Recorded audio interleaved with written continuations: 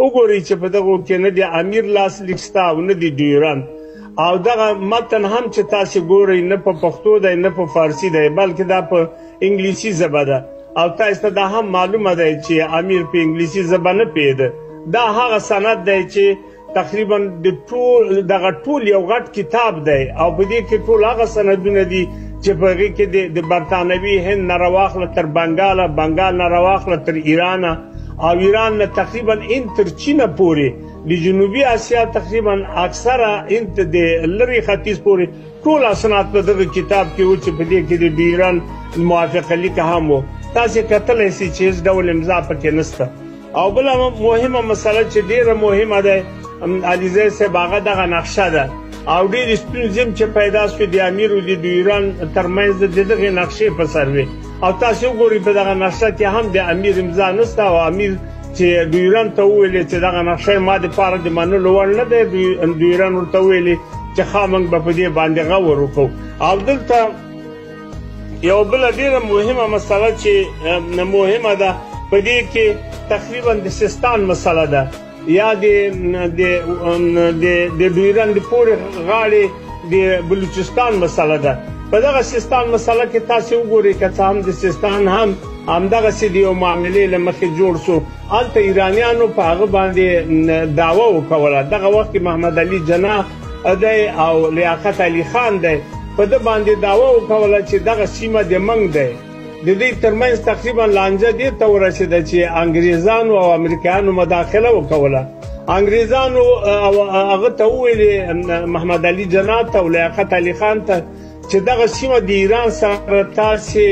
ایران ته خپل حق ورکړئ ځکه که چېرته ایران تاسې سره جګړه وکړي یو خو ایران په دې سیمه کې د موږ د تاسې په څېر یو ژاندارم دی او دومره مسله چې ډېره مهمه ده هغه دا دی چې هلته افغانستان تاسې نه نیم پاکستان ویلی نو که تاسې د ایران سره جنجال وکوئ نو دا به ښه نه وي نو ګوره دلته ګوره 300 میله مربع ځمکه په دغه برخه کې چې د سیستان برخه ده د بلوچستان برخه ده چې اوس په ایران پورې اړه لري دا یې بېله کړه صاحب وویلې چې دا هغه دا کرښه د 100 کالو دپاره امضا شوې نه تنویر صاحب د 100 کالو نه د یو کال دپاره چې د یوې ورځې دپاره چا نه ده منلې نو بیا 100 کاله څنګه خطاً په سند کې دغسې څه شی نشته چې دا د 100 کالو دپاره ده ما پخپله دا سند پخپله ترجمه کړی دی په هماغه انګلیسي متن کې شته ده 100 کاله پکې نشته ده نو په دغه اساس باندې دغه خبره زه پکې کوم باید په تاریخي لحاظ سړی خبرې وکړي او بله دغه د سردار محمد هاشم خان خبره چې یاده سوه هغه 1945 کال و او هلته 15 مادې په وزیرانو شورا کې تصویب چې په هغې کې همدغه